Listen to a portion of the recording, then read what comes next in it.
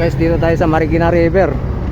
Tingnan nyo yung ano, diki na gawa ng Japan, yung tractor. Sobrang tibay guys, at saka taas. Sana ganyan lahat ng buong ano ng ilog. Harang. Ito yung ano guys, ito yung SM na kung saan pumunta yung teenager na nawawala, yung 15 years old na nawawala, yung estudyante.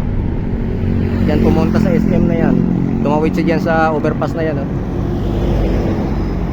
Dito dumaan yung LRT na sinakyan niya galing sa ano,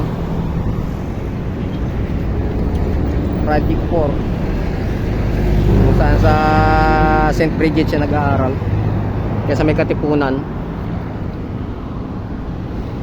Punta natin yung ano guys, yung footbridge kung saan siya umakyat.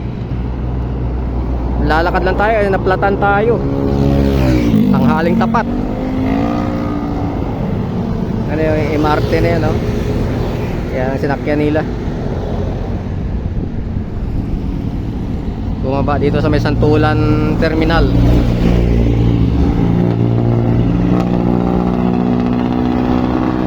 Kasi maraming sinasabihan akong tanga sa mga nagko-comments doon sa comments ko sa ano, sa ABS-CBN. Ayaw nilang maniwala na ano, suicide ang nangyari sa bata.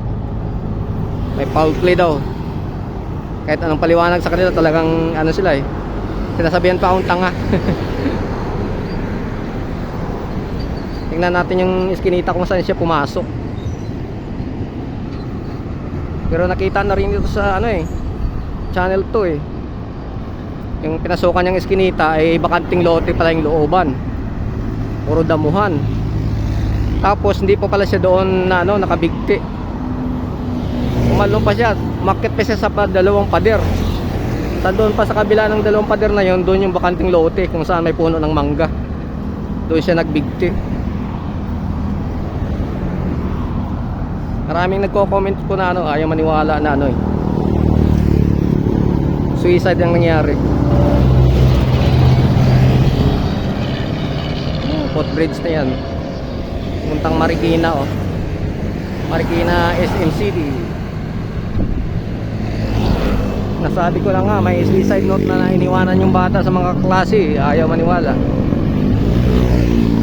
Nakikipag-away sila.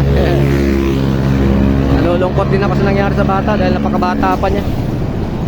Kapuro babae din yung mga anak ko. Mas bata pa siya dun sa bunso ko eh. Nakatagapasig din po ako, kaya nalulungkot din ako sa nangyari.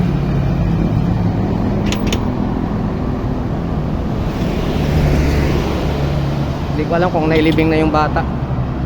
Ano na ngayon eh, March 28 na eh. Ayan yung footbridge na yan kung saan siya ano, umakyat.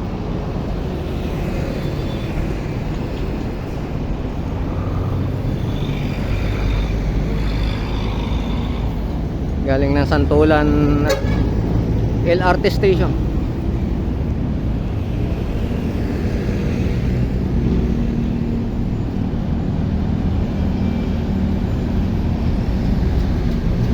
Init ang panahon. Mainit yung cellphone ko. Dito siya dumaan, patawi doon sa SM.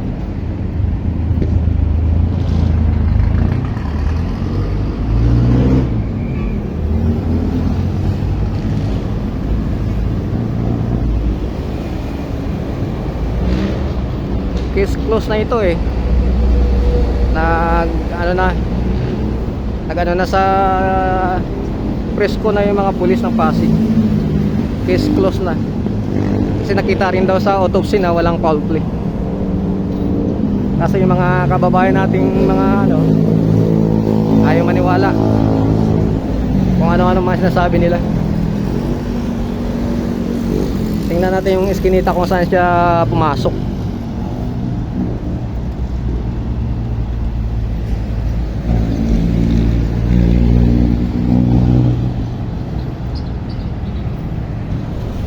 Pero dito siya dumaan sa ano na to eh, footbridge na yan eh. Layo nang nilakad niya pabalik.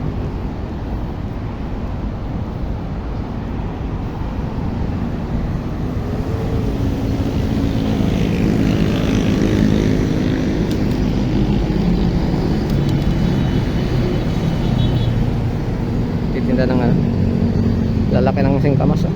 Sarap yan oh. Tamis niya. Tamang tama yan ngayon sa summer. Matubig yan eh. Pangtanggal uhaw.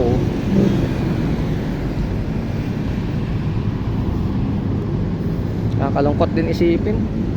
Napakabata pa niya pero ang lakas ng loob niyang gawin yun ganun. Sana maging aral yan sa mga kabataang may depression at problema sa buhay. Hindi po sagot yung ano, pagpapatiwakal. Kasi po kasalanan ng kumitil ng buhay. Eh kung ikaw ang kumitil ng sarili mong buhay, eh may kasalanan ka din. Hindi natin alam ang parusa sa atin ng Panginoon pagdating sa kabilang buhay. Akala natin eh makakatakas na tayo sa ating problema, mawawala na yung problema natin pag ginawa natin yung ganun. Eh hindi natin naisip pagdating natin doon sa kabila kung sasabihin sa atin ng Panginoon, kung naintindihan ba niya yung ginawa natin ganun. Kasi bawal yun eh, sa Biblia po yan, bawal ang pumatay.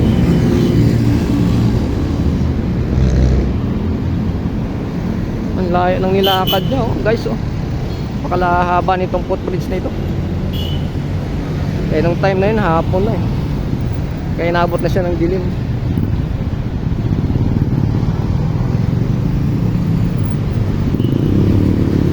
Ayun, tricycle.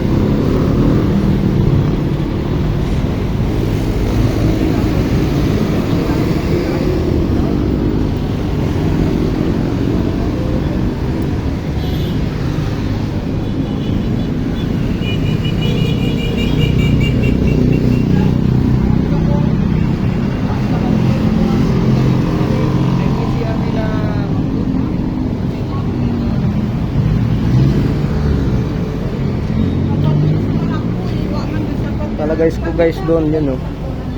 Yung ano na yun, yung masukal na yan sa kabila na yan oh, diyan siya pumasok oh. Yung ano, parada ng tricycle oh.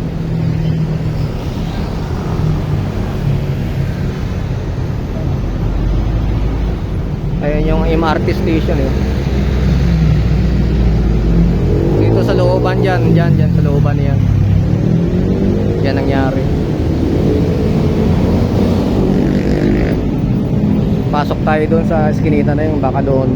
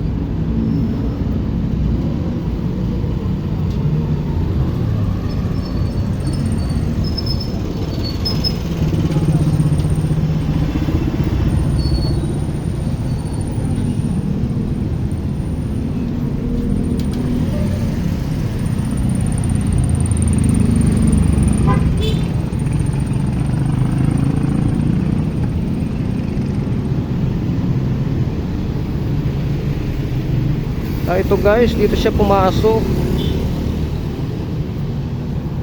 Ito. Yan, ito, iskinitang maliit.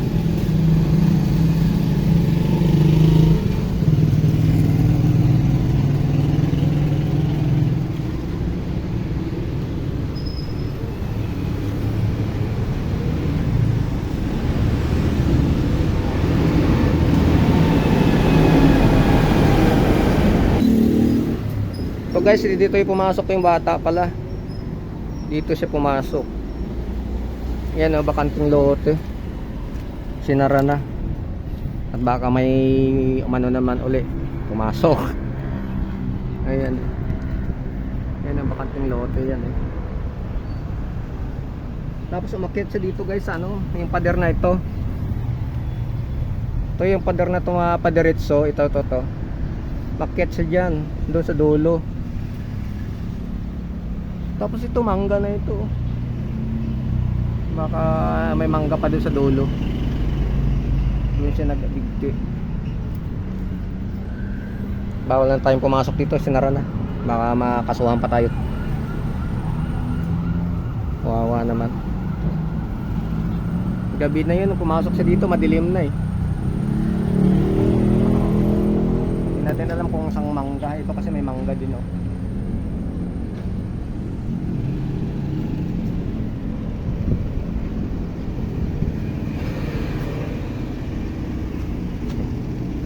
Ito yun, ito yung poste na to, dalawang poste na to na pinasukan niya. Kasi naalala ko may mga nakatayong tao pa dito eh, sa harap. Dito, may tao rin dito. Sumingit siya, bigla pasok, diretso. Kaya talagang talagang balak niya na talagang gawin yung ganon. Kasi hindi siya papasok diyan kung wala siyang balak eh. Walang daanan diyan eh, dead end diyan oh. Eh yung bahay nila naman, hindi naman dito, doon yun sa highway. Lagpas pa ng MRT station eh. Kagabi na yun.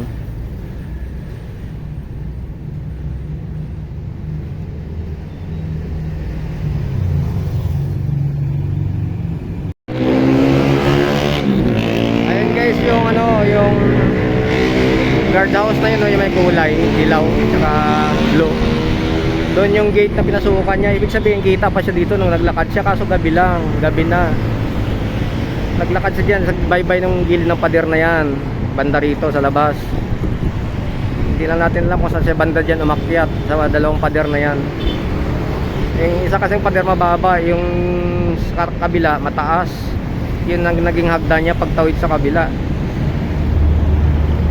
Hindi na tayo makapasok dun eh, bawal na, baka pagalitan tayo. Saan kaya mangga siya dyan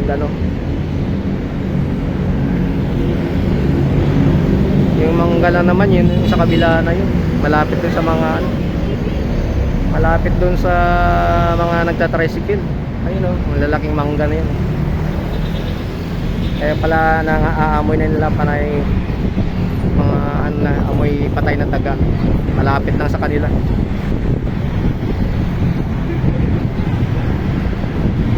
Napakasukal niyang lugar na yan. Hindi siya papasok dyan kung wala talaga siyang balak magpakamatay. Hindi lang mag-isa. Yan siya bumaba sa MRT station na yan. Tapos tumakit siya rito sa footbridge na yan. Yan yung hagdan na to. Yan, papunta rito. Ito to. Ayan, footbridge. Dire-diretso doon sa kabila pa. Patawid ng SM. Tapos pagbalik niya siguro, dito na siya dumaan. Bumaba siya dyan sa footbridge na yan. Diretso siya, pumasok siya doon sa papunta sa tricyclean. Tapos pumasok siya doon sa guardhouse na yun dilaw at saka blue. Lakad siya dyan sa pader na yan, gilid ng pader na yan, bye-bye. Tapos umakyat sa dalawang pader na yan. Yun lang naman ang malaking punong mangga na yun sa looban na yun. Malapit lang din pala sa tricyclean. Doon lang siya siguro nag-victory. Wala namang ibang mangga dito yun. Yun lang yun, yung malaking mangga na yun. Ayun ang nilakad niya. Kasi parang niya na yun. Huling niya na sa mundo. ini-enjoy na lang niya yung paglalakad ng malayo.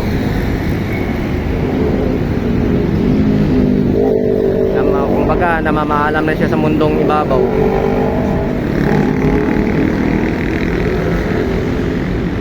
Sokal kasi dito guys, oh. Ano ng LRT, MRT. O LRT nga. Sokal yan, oh. Puro gubat.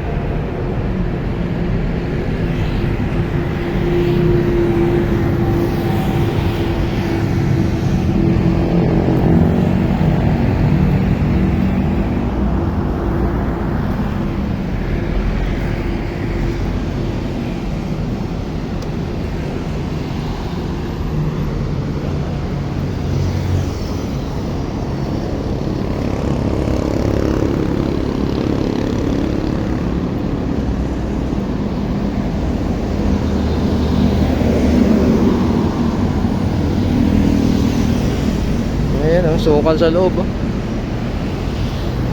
Puro mga ipil-ipil.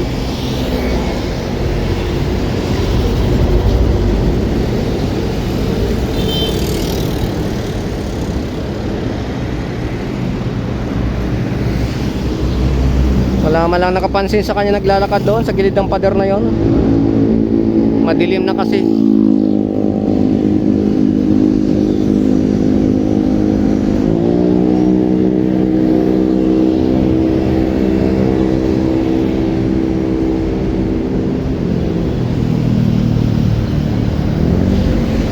Pero kung ako yun, nakakita na yun, pakikialaman ko yun. Kasi magdududa ako eh. Bakit siya papasok sa madilim na eskinita mag-isa? Hindi naman daanan ng tao. Ang gagawin niya, baka naawat pa sana yung bata kung nakialamin nakakita.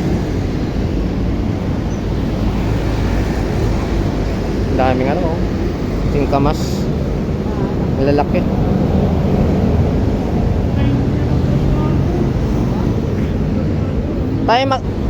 Boss, magkano yung singkamas mo?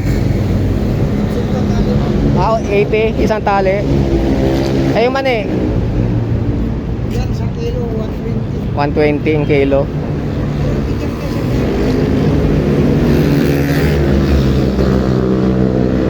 Ang lalaki, oh, matamis yan eh. 80. Sarap yan kasi matubig, mainit yung panahon ngayon. Salamat.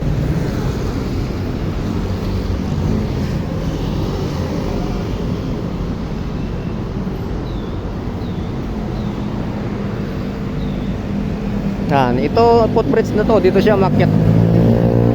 Lakad dire-diretso ng SM. Napakalayo ng nilakad niya.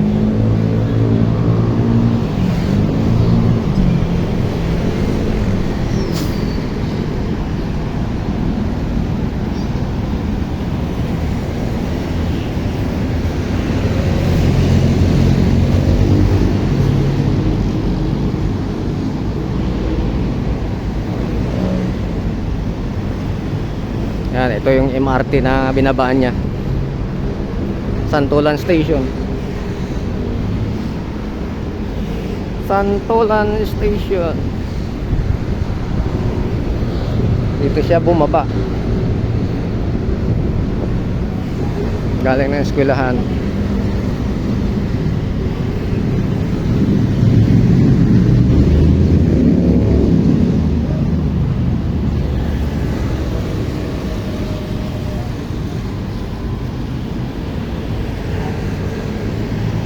Depression ay nakakamatay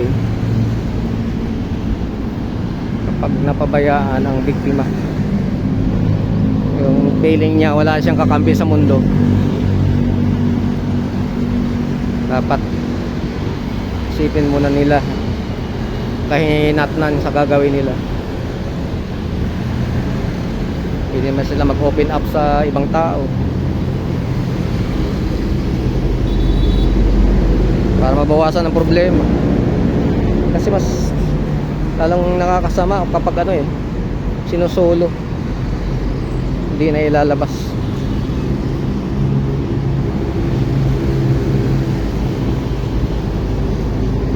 Dito dapat yun guys ang ano niya eh, lakad niya eh, pauwi eh.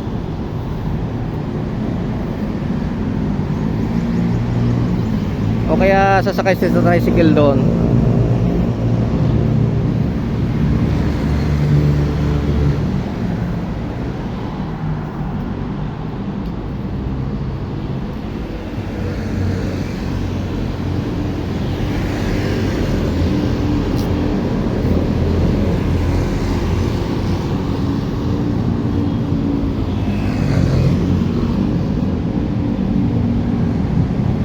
Dogi.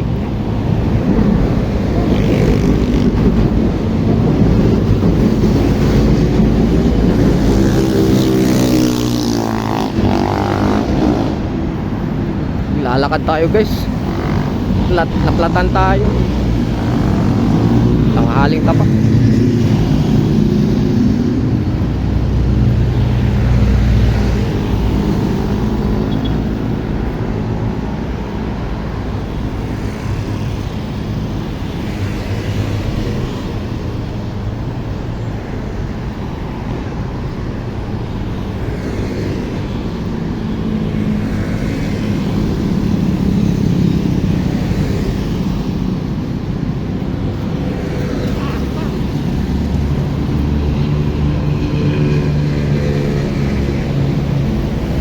Layo na lalakarin natin. Walang nag-ayos ng bike dito eh.